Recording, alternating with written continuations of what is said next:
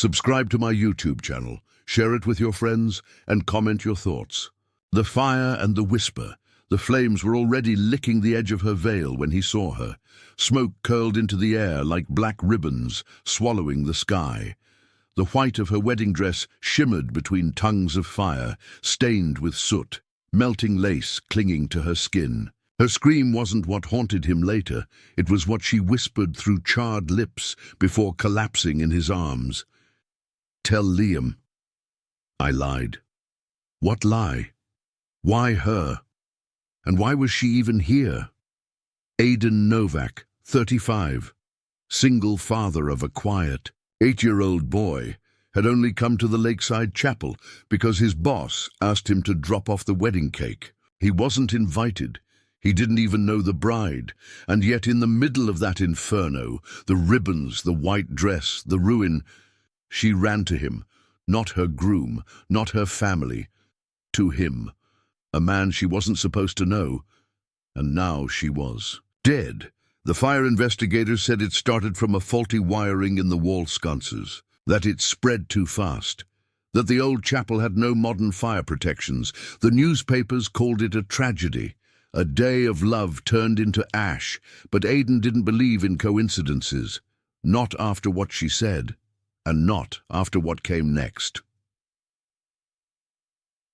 2 days later, Aidan was at home, barely keeping it together. He hadn't told Liam anything yet. How could he? His son had already lost his mother to a car crash 6 years ago, and now another woman, one who whispered a message for him, had burned in his arms. Aidan hadn't told the police about her final words. He wasn't sure why. Maybe because part of him thought it would sound crazy. But it was when he found the envelope that everything changed. It came through the slot in his front door at 3:17 a.m. No stamp, no name, just 3 words written across the front in black ink. Ask her sister. Inside was a photo burned along the edges. It was the bride before the fire. She was smiling in a cafe, holding hands with someone, and that someone was Aidan, his own face. Smiling back. But Aidan had never met her. He was certain of it.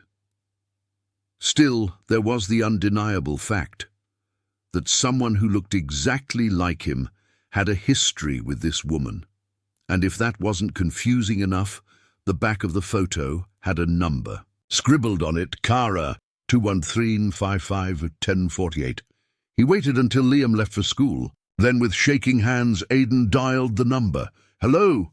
a quiet voice answered. "Is this Cara, sister of the woman who died in the chapel fire?" There was a long pause. Then, "Who gave you this number?" "She did," Aidan lied. Right before she wasn't supposed to tell anyone," Cara said. Her voice was sharp now, almost frightened. "Especially not you." Aidan's skin went cold. "Why me?" Another pause, this one even longer. Finally she said, "Because she thought you'd remember, but clearly you don't. I never met her, not until she was your wife." Silence. Aidan almost dropped the phone. "What are you talking about?" he managed to say. "My wife died in a car accident 6 years ago. Her name was Emma, and she looked nothing like—" "She wasn't your only wife, Aidan." The call ended before he could get more. His head was spinning. Had Cara been trying to confuse him? Was she mentally unstable, or was there a truth hiding inside the impossible, that somehow, sometime in the lost corners of his past, there had been a second life? That night, Aidan couldn't sleep. He searched every drawer, old laptop, forgotten file box. Nothing. No hint of another wife. No records. No papers. Not even a wedding photo. He opened Liam's old toy chest just to clear his head. That's when he found the notebook. It wasn't Liam's. It wasn't Emma's. It wasn't his. On the first page, in neat cursive handwriting, it read, December 14. Our wedding day. I promised I'd protect him no matter what. The rest was written like a journal, not in real time, but after the fact, as if someone had tried to capture memories that were at risk of vanishing. and every entry mentioned. Liam, not our son. Just Liam, entry after entry. Liam asked me today if we were the good guys. I couldn't lie to him again. Aiden doesn't remember, but his eyes do. Sometimes he looks at me like he almost sees it. If this fails again, I'll try one last time, the chapel, the fire.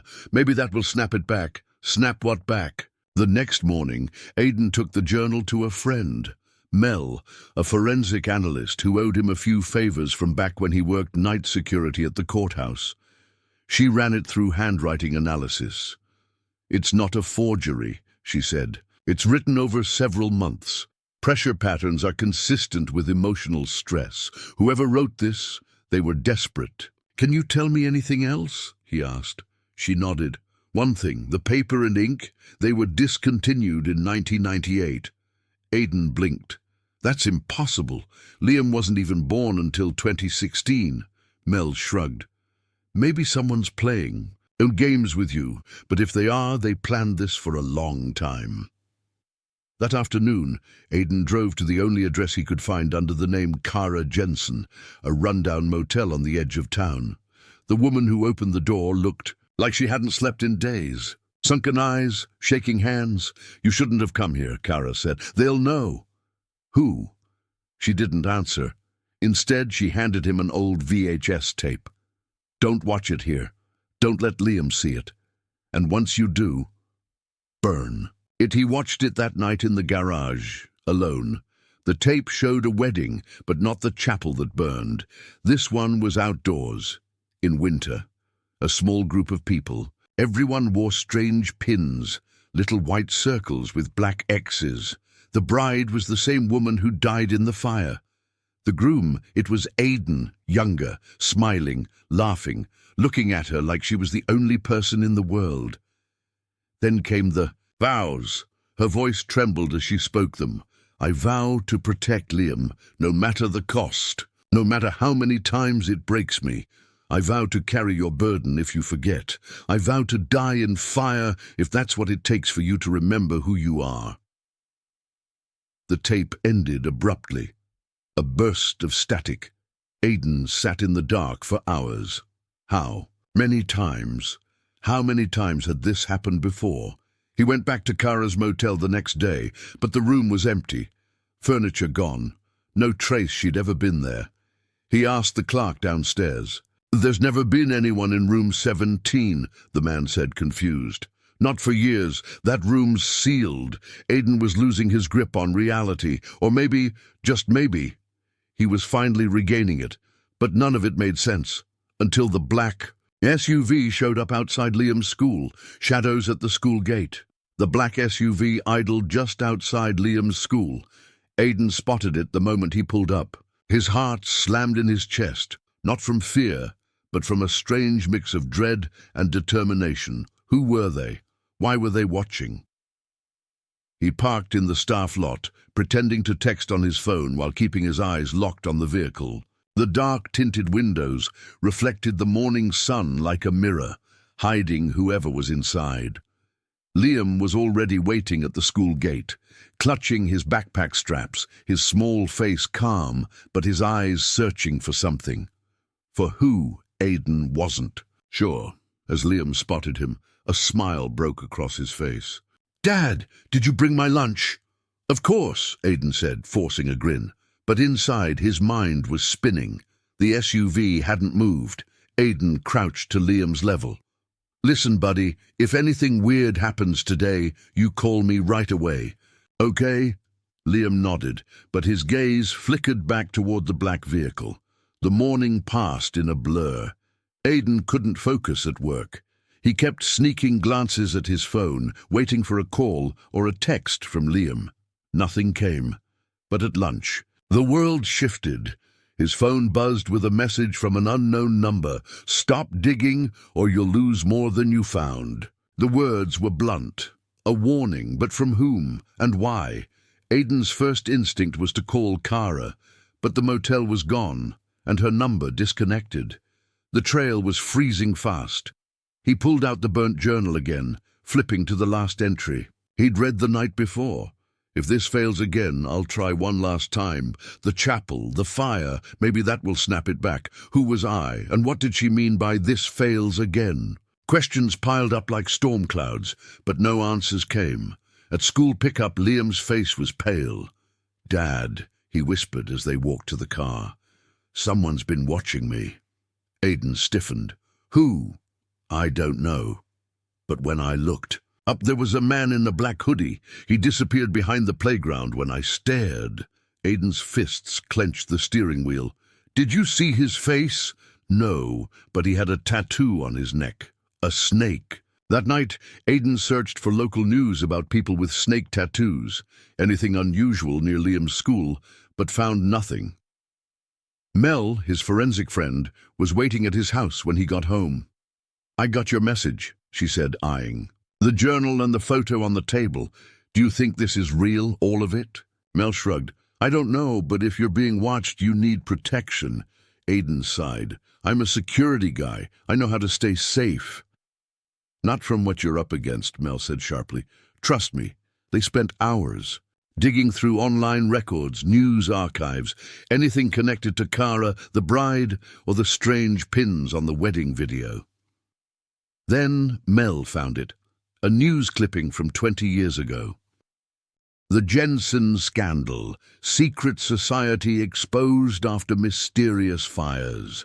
The article detailed a secretive group called The Circle, a shadowy organization with ties to influential people who wore white pins with black X's. They were rumored to have staged arson attacks to cover up crimes and silence whistleblowers. Kara's name appeared as a witness who had disappeared after the scandal. Aiden's mind raced. Was the bride involved with this group? Was she trying to protect Liam from them? Was that why she died? The next day, he drove to the old police archives, desperate for answers. After hours of searching, he found a file labeled Jensen Case Unsolved. Inside was a photo of a young woman, Kara's sister, the bride, holding a baby. The baby was Liam, but Liam was only 8. And this photo was dated 1999. Aiden's head snapped up. How was that possible? He stared harder. The note attached said, "The boy must never know who he really is." His phone rang and the number blocked. "Who is this?" Aiden asked, steadying his breath. A low voice whispered, "You're in danger. Stop now." Then, a click. That night, the house was broken into. Aiden woke to shadows moving near Liam's bedroom. He grabbed the baseball bat he kept under the bed and crept out. The intruder wasn't a man, but a woman. She looked exhausted, eyes wild. "I'm not your enemy," she said breathlessly. "You need to hear the truth." The woman introduced herself as Maya, someone who had once been close to the Circle but left after they hurt her family. She said Liam was the key to stopping them. "And the bride?" Aiden asked. "She was trying to protect him from them." Before Aiden could ask more, sirens blared outside. Maya's face drained of color. "They're here." She handed Aiden a small flash drive. "Watch this, then disappear." The video on the flash drive showed footage of the chapel fire, but something was different. A masked figure in the background was clearly setting the fire. Not an accident, Aiden stared in disbelief. The fire was no accident. The woman had been murdered, and now the game had changed. Outside, the black SUV roared to life. Aiden grabbed Liam's hand. "We're not safe here anymore." The truth in the shadows. The moment the sirens faded, Aiden's world went silent. Liam clutched his hand tightly, his small fingers trembling. Aiden's mind raced, heart pounding as he stared at the black SUV speeding away into the night, like a shadow fleeing the scene. Maya's words echoed inside the cramped living room. "The Circle is watching. Liam is the key." But what did that mean? They didn't sleep that night. Aiden sat on the floor, Liam curled beside him under a thin blanket, eyes wide and confused. "How did this happen, Dad?" Liam whispered, voice cracking. "Who wants to hurt us?" Aiden swallowed the lump in his throat. "I don't know yet, son, but I promise I'll keep you safe." Morning brought no relief. Aidan had no choice but to trust Maya, a stranger who'd appeared at his door, warning him of danger. He called Mel, arranged a meeting. At the cafe, Maya unfolded the story. Bitter, raw, and unbelievable. Circle, she said, is more than just a secret society. They control powerful people, businesses, police, even government. Aidan's fists clenched the table. They killed to protect their secrets. The chapel fire wasn't an accident. It was a warning. The bride, your wife, she found out something. What did she find? Aidan demanded. Maya hesitated, then pulled out a crumpled photo. It showed the bride, Kara, standing beside a man in a dark suit, shaking hands with a sinister smile. His name is Damien Cross. He's one of the Circle's leaders. Kara threatened to expose him. Aidan's blood ran cold. But why Liam? He asked. Because he's the bride's son. But not just any son. He's a missing piece in a twisted puzzle. If the Circle's secrets are exposed, they lose everything. Aidan felt the weight of the threat crushing down. Back home, the house felt like a cage. Maya stayed with them, watching every corner, every sound. Then the phone rang. It was the same blocked number. Stop. You're in too deep, a voice warned. Aidan slammed the phone down.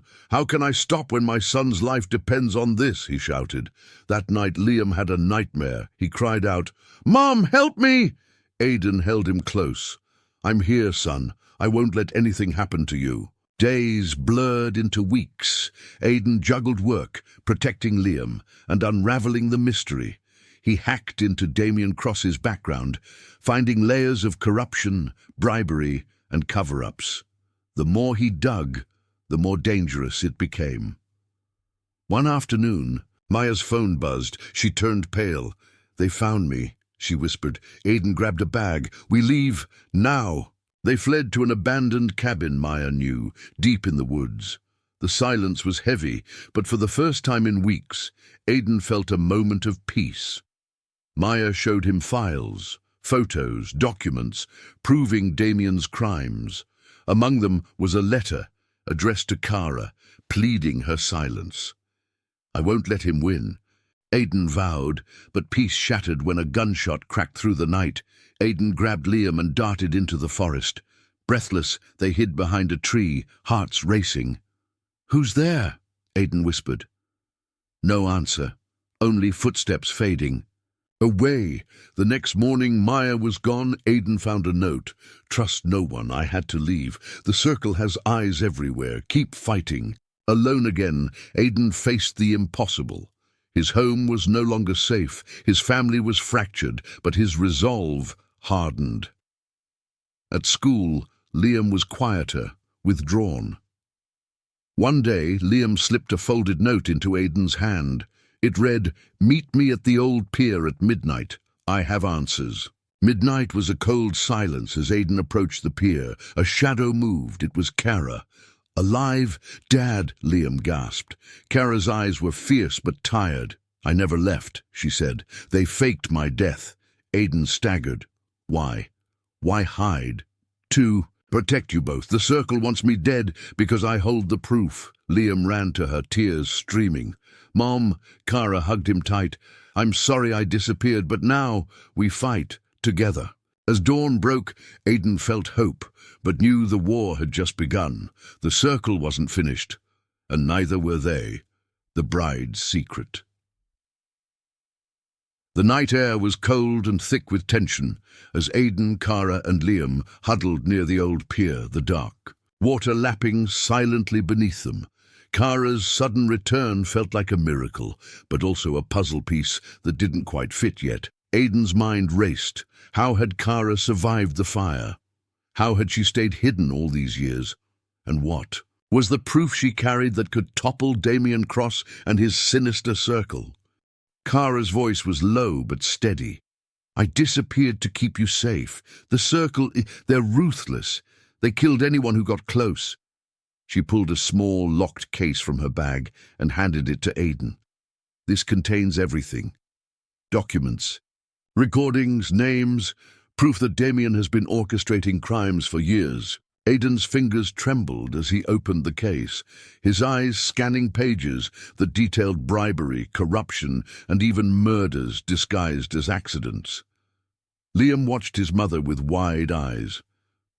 "Why didn't you tell me?" Kara's eyes softened. "I wanted to, but I had to protect you. I thought I could take them down alone. I was wrong." Aiden felt a mix of relief and anger. So much had happened while Kara was gone. Liam's nightmares, the constant fear, all because she'd been fighting a battle in the shadows. "We need to get this to someone who can help," Aiden said firmly. Kara nodded. "There's one person, a journalist named Emma Carlyle. She's fearless and has exposed corruption before. If anyone can make sure this gets out, it's her." The next day they contacted Emma. She agreed to meet in a discreet cafe downtown. Emma arrived with a wary smile and immediately pulled out a recorder and notebook. "I've heard about the circle," Emma said quietly, "but no one's ever brought me real proof." Kara handed her the documents. Emma's eyes widened as she flipped through them. This could bring down half the city. But danger was closing in fast. As Emma left the cafe, a black car followed her. Aiden and Kara watched from across the street. "Are you sure this is safe?" Kara whispered. "It has to be," Aiden replied. Over the next days, the pressure mounted. Strange cars appeared near their home. Phones rang with silence. Liam grew more withdrawn. One evening, Aiden found a note slipped under his door. "Stop, or she dies." His blood boiled. Kara took charge. "We need to leave." They packed essentials and drove to a safe house Emma arranged. At the safe house, Emma began publishing the story. The city was rocked by revelations of Damien's crimes and the circle's reach, but Damien was not going down without a fight. One night, the power cut out. In the darkness, a masked group stormed the safe house. Aiden fought fiercely, protecting Liam and Kara. Gunshots echoed. Emma was hit. As police sirens approached, the attackers vanished into the night. Emma's last words to Aiden were, "Finish it. Expose everything." Aiden held his family close, grief and rage mingling. The fight was far from over. Betrayal beneath the surface. The cold, sterile smell of the hospital clung to Aiden's clothes as he sat by Emma's bedside. Her breathing was shallow, but she squeezed his hand weakly when he entered the room. The weight of the last attack hung heavy in the air, a brutal reminder that their enemies were ruthless and closer than ever. Emma's voice was barely a whisper. "They'll come after you next. You need to trust no one." Aiden nodded, guilt twisting inside him. She had put everything on the line for their cause, and now she was paying the price. Back at the safe house, Kara paced restlessly. "We can't stay here. They know where we are." "We have to move fast," Aiden agreed, checking his phone obsessively for any sign of surveillance or tracking. Liam sat quietly, clutching his mother's hand. The innocent boy was growing up too fast in a world full of shadows and lies. The next morning, a new lead surfaced. Emma had managed to send a message to a trusted contact, a former insider from the circle named Marcus, who had disappeared years ago. He claimed to have proof that could dismantle Damien Cross's entire operation, but Marcus was no easy find. Aiden and Kara drove through narrow, winding streets to an abandoned warehouse on the city's outskirts. The air was thick with tension, every shadow seeming to hide a threat. Inside, Marcus was waiting, a gaunt man with eyes that carried secrets and regret. "You don't know what you're up against," Marcus warned. "The circle is everywhere. Corrupt cops, politicians, businessmen. Damien is just the tip of the iceberg." Aiden swallowed hard. "We have to try. For Liam, for everyone they've hurt." Marcus handed over a small encrypted drive. "This has everything, names, transactions, plans. But you'll need help to crack it." Back home, Aiden felt the pressure mounting. The walls seemed to close in. paranoia creeping into every corner. Then the unthinkable happened.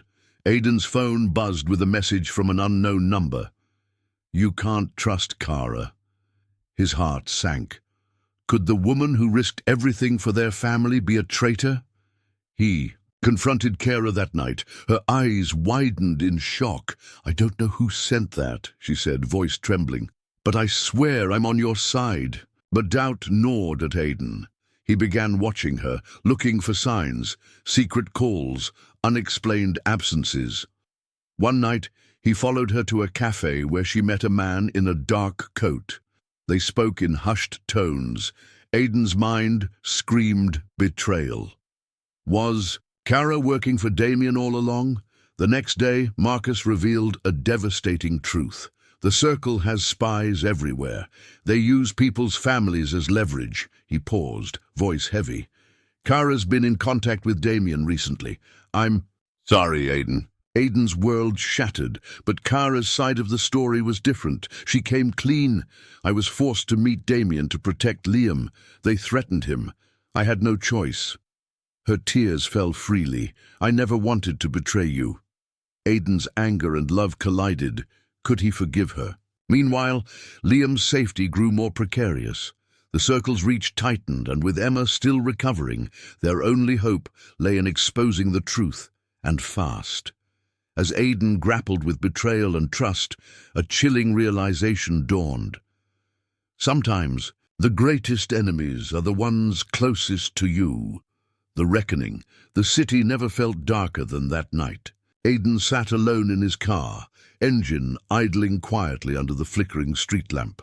The encrypted drive Marcus had given him lay heavy in his coat pocket. It was their last chance to bring down Damien Cross and the Circle. But to do it, they needed allies, and fast. The betrayal by Kara had cut deep, but something inside him refused to let anger blind him completely. Liam's safety was all that mattered now. Inside the small apartment that was now their temporary refuge, Kara packed a bag silently.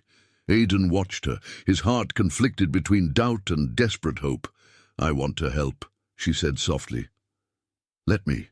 Her eyes held raw fear, the same fear Aiden had felt since the day the fire consumed their lives. The plan was risky.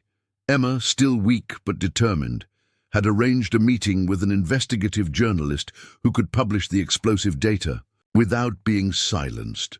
They called her Rachel. At a quiet cafe far from prying eyes, Rachel leaned forward, scanning the documents and digital files Aiden handed over. "This is big," she said, voice low. "But you'll need proof that it's authentic." Aiden nodded. "Marcus says he can verify the data, but it won't be easy." Days passed in a tense blur. Aiden, Kara, and Liam moved from place to place, always one step ahead of the Circle's reach. Meanwhile, Kara's presence became a balm and a curse. She worked tirelessly, but Aiden still wrestled with his mistrust. One evening, as Liam slept peacefully, Kara shared a secret. "I was never just running from them. I was trying to protect you all by gathering evidence. But I needed time, space." She pulled out a battered notebook filled with names, dates, and coded messages. "I risked everything to get this." Aiden's resolve hardened. They weren't just fighting for their lives now. They were fighting for justice. But the Circle was closing in.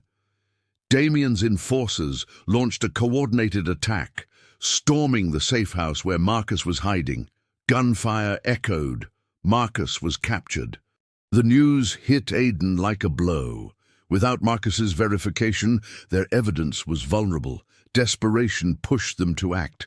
They planned a bold move: infiltrate Damien's heavily guarded mansion and retrieve additional proof before Marcus could be silenced forever.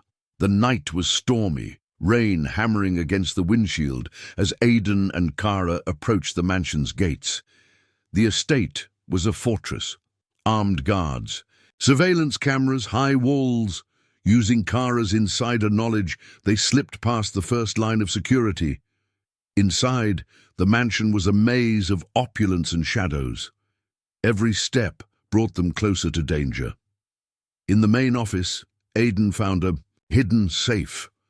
With trembling hands, he cracked the code Kara had discovered months ago. Inside, files and drives documented Damien's darkest secrets.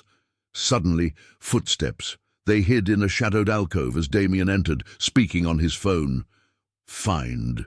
Marcus, make sure he stays quiet. His voice was cold, merciless. Aidan's heart pounded. They had what they came for. But escape was uncertain. Outside, Liam and Emma waited anxiously. As they slipped out, alarms blared. Guards swarmed the estate. A desperate chase ensued through the storm-soaked grounds. Gunshots rang out. Kara stumbled, but Aidan pulled her up. Together they reached the car. As they sped away, Aidan glanced at Kara. "Thank you for everything." Her eyes met his, tired but hopeful. Back in a safe place, Rachel began publishing the verified evidence. The city erupted in outrage. Damien Cross's empire started to crumble. But the cost was high. Marcus remained missing. Emma's condition worsened. Aidan sat beside Liam, watching his son's quiet sleep. They had fought so much to get here, but the final battle was still ahead. Truth in the flames. The morning dawned pale and grey over the city, but inside Aidan's small apartment, the weight felt heavier than ever. The storm of the past weeks had left scars, unseen but deeply felt. Emma's fragile condition had worsened overnight, and Marcus was still missing, swallowed by the very shadows they'd fought to expose. But something deeper troubled Aidan, a gnawing uncertainty about who could be trusted and whether the fight was truly over. Kara sat silently, her eyes distant as she watched Liam play quietly with a wooden toy. The child's innocence was a fragile beacon in a world of lies and danger. "We're so close," Kara whispered, "but Damien will never go down without destroying everything first." Aidan nodded grimly. "We have to be ready for whatever comes." The day's first news broke across every channel. Damien Cross arrested after major corruption scandal exposed. The city erupted in shock and relief. The evidence Rachel had published was overwhelming. Financial records, testimonies, hidden surveillance footage, and the encrypted drives from the mansion raid. Damien was taken into custody amid heavy security, facing charges that could keep him behind bars for decades.